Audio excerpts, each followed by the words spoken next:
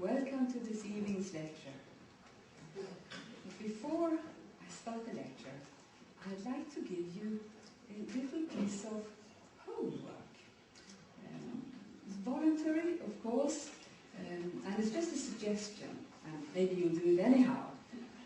But as the season here is coming to an end, at least the summer season, and most of us are going back home soon, and we change. It's quite a transition, leaving Klint and going back to your home, and we meet a lot of things that we look forward to, that are joyful for us, and maybe we will also meet some challenges.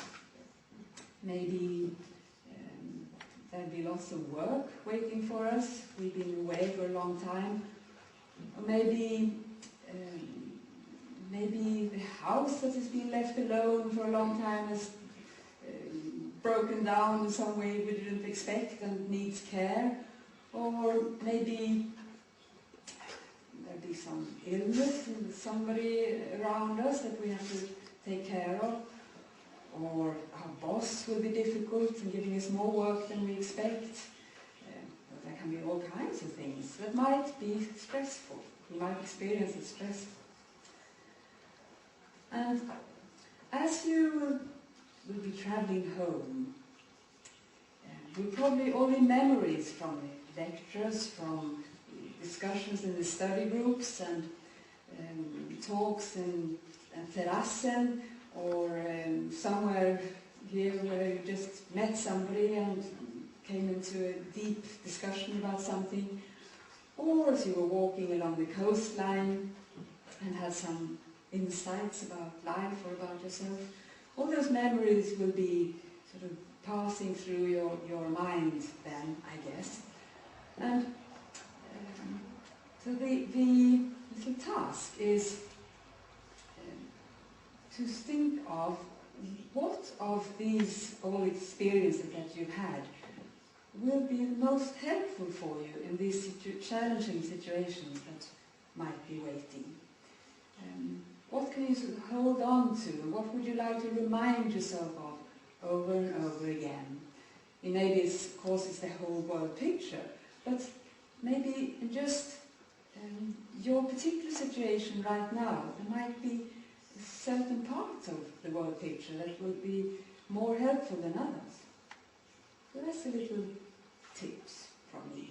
And my hope is that this evening's lecture will perhaps inspire you in this process. Stress in a cosmic perspective. And this evening we're going to look at our cosmic position and thought climates and stress, and we look into what modern science says about stress and fields of practice. And if we have a look at our cosmic position,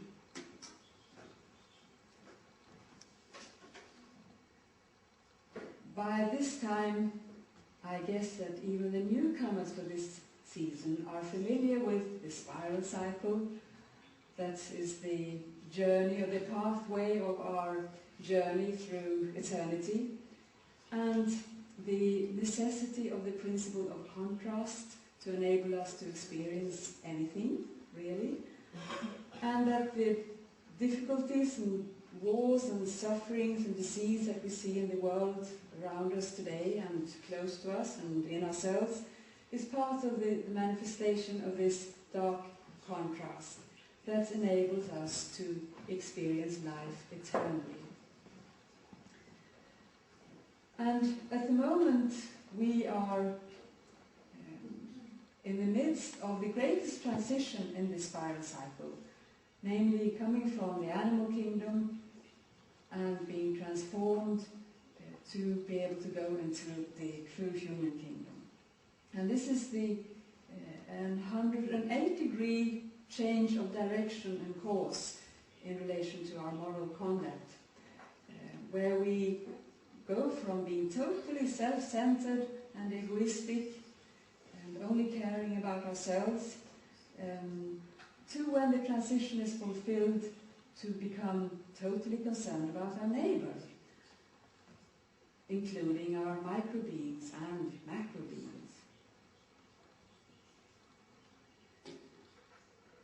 And this position we are in is tricky.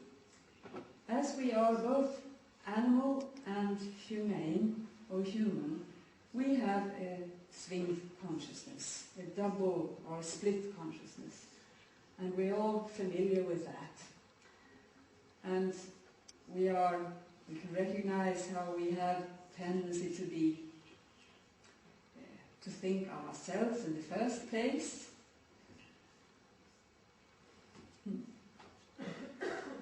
And if somebody differs a lot from the normal, what we consider normal, we judge them as strange. And we easily let people know that we know better than they do. And we also find it easy to find faults in others. And very easy to find out what they, or if we consider that we know what they ought to do to become better people or better persons. So we be critical and worship ourselves, and when we are threatened, it's very easy to become defensive. And these are, of course, the life conditions of the animal kingdom. These traits are built up in us for ages and ages and ages. And without them, we couldn't have survived the animal kingdom. And one can say that behind all these manifestations lies the instinct of self-preservation. And in the roots of the instinct of self-preservation, we have fear. And without fear, fear has saved our lives millions of times through the animal kingdom, so we really needed that. But nowadays, fear is killing us in a slow way if we don't grow out of it. But fortunately, we do grow out of it. The universe is constructed in that way. But fear lies behind all of this. And Martinus says in the little book, Beyond the Fear of Death, that fear is like a black blood running through the consciousness of mankind. And at the bottom here I put worrying, which I think is something we all can recognize, but I come back to that. And let's look at the other side. We all recognize in our longing to become more unselfish, to understand things and to be more forgiving, hopefully, supportive, tolerant, humorous, friendly, conciliatory. It means the wish to solve conflicts in a good way, in a way that is good for the whole, to find good compromises and find a third way when parties are opposing each other. And these are the life conditions of the true human kingdom. So here we are between these two opposite forces and opposite ways of being in ourselves. And just that is enough to cause stress. So it is stress to be a human being or terrestrial human being today. And so one can say it's quite normal. But today, this way of being is not life-giving any longer. It's even death-giving or death-bringing, poisonous, Martinus says. And these are the ones that give us life, force and strength and inspiration and health. And these, of course, are weak. Some of them are not even talents yet, they are just longings. But we and they take time before they appear on the stage of our mind, while these are there immediately. So that are the difficulties we have to face. Worrying, one could perhaps put a little bit in between, because when we begin to worry about things, it means that our intelligence is fairly well developed, all this thinking we do, and there's also a concern about someone or something that we want to go well, but we're so full of fear. We've probably also harvested most of our really dark karma, so we have a lot of memories of disasters and misfortune. So it's easy to imagine things going bad and going wrong. But worrying, one could put a little towards this side. And let's look at some examples, because it can be fruitful to recognize these sides in ourselves as we go along, as they happen, because they happen rather quickly. And I'll just give you some simple examples. Maybe I want to put forward I got some ideas how my workplace would function better, that the whole organization there would work better. And I'd like to put them forward to my boss. That's the humane side of me who sees that this could work better. But I tend to put it off. I find that I'm sort of not doing what I'd like to do. And I realize that I'm afraid that my boss might say, no, we don't want any change here, things have worked enough well, good enough for long enough, we don't want change now. Afraid of meeting that, and he or she might say yes. And that scares me also, because then my colleagues might think that I'm sort of trying to be self-important and better than them. So then I might lose their trust. So that's two sides of the animals there. The one that wants to be in the flock and the one that is afraid of authorities. And that, of course, creates a conflict in me that I experience as stress. Or I'm in a bookshop where I usually buy books and I usually get a discount. But now there's a new shop assistant, and in a rather nasty way she says, no, you can't have a discount. She says, and I snatch back that I always used to get a discount, and I'm not going to buy that book, and it's bad service here, and I walk away. Well, I don't need to tell you which side is what here. But when I come outside the shop, maybe I don't feel very good inside. I have a bad conscience. So the humane side, my conscience, Paul was telling us earlier in the week about our conscience, how it's part of our own cosmic consciousness that is there for us, helping us, guiding us. So feeling bad about this will hopefully make me go back and say, I'm sorry that I snatched that. I'd like to buy that book anyway for the full price. And could you tell me about the rules for having a discount? And hopefully you become friends with this shop assistant. And many, many people today have in their daily lives, week through week, months and years, a feeling of being, a sort of generalized feeling of haste and hurry, and or a feeling of being chased, and a constant pressure to achieve more and to do better and to do more in less time. And there are demands coming from outside and demands coming from inside. And even if you're not in the middle of a career, or even if you are on sick leave, you can still have this feeling of being chased all the time. And there's a sort of pressure in your chest. And that's also the shadow of the animal in us, making itself known. And the longing for peace, the longing for inner balance and peace, of course, is the humane side. And most people don't know what to do about it. And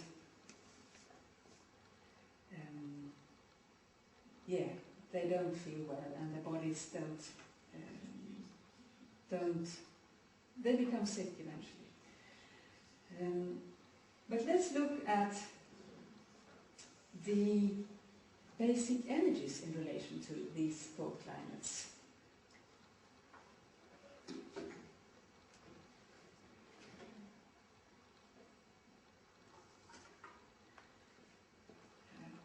guess you're all familiar with this combination of the basic energies, where we have the kingdoms of the spiral cycle on this side, and we have the basic energies along here. And there's an awful lot of information in this symbol, but I'm only going to look at part of it. We have the plant kingdom here, and the animal kingdom here. And we can see how the energy of instinct is diminishing, and the energy of gravity has had its culmination and is diminishing a little bit. And the energy of feeling is growing, energy of intelligence is growing, and intuition is latent, and the energy of memory is diminishing on its second stage. And if we now look back at these thought climax of the animal in us, for instance worrying or being frustrated and angry, this that we in our daily lives consider as stressful or talk about as stress. What is the combination we have then? Well, in worrying or irritation and anger, we can say that it's of course the energy of gravity. Stress is, in a simplified way, always lack of control of the energy of gravity. And if you look into it a bit deeper, when we're stressed, it's the instinct energy with the instinct of self-preservation and the preservation and fear, combined with gravity and primitive feeling and, we say, primitive intelligence. And that can bring us rather far in activity. But when we get tired of that, most of us here are very tired of being fearful and worrying and all that. And still, it's difficult it's a big reshaping of our talents that we are busy doing. And what is it happens with the basic energies when we quieten down, when we become more calm? What is it we're actually doing? Well, we're actually activating the energy of feeling. And the energy of feeling is opposed to the energy of gravity, which stands behind movement and explosion and giving direction to things, while the energy of feeling holds things together, holds things in place. It quietens and cools down. And when we become more quiet inside, it is because we've activated our energy of feeling.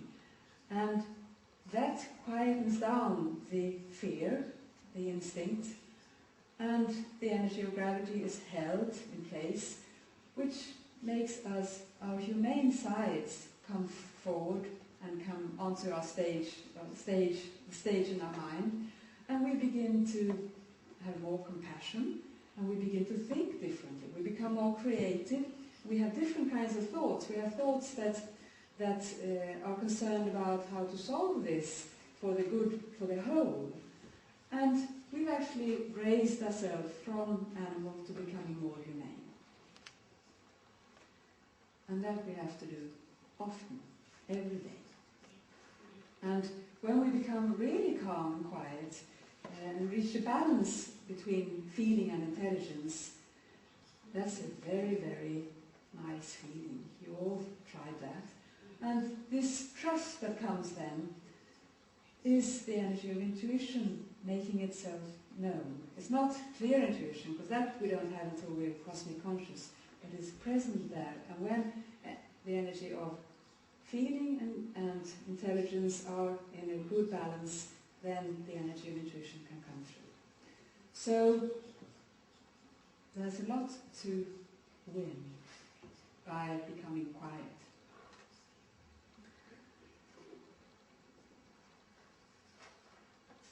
And let's continue looking at thoughts. And this symbol 33, the humane and animal thought climates, is a kind of zooming into the last part of the animal kingdom where we are. This will be explained in the symbol explanation tomorrow, and I'll only go into bits of it.